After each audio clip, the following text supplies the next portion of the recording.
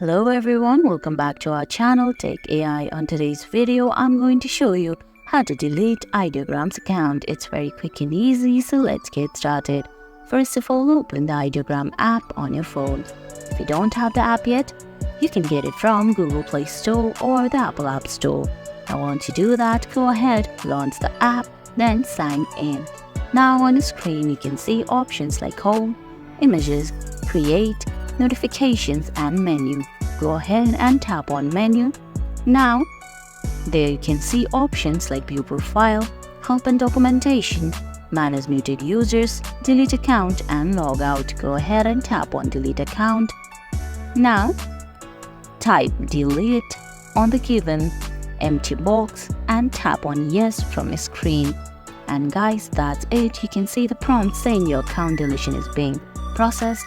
This usually takes 48 hours. I hope you found this video helpful. If you did, please give it a thumbs up, leave a comment, subscribe to our channel and hit that bell icon. See you in the next video. Thanks for watching.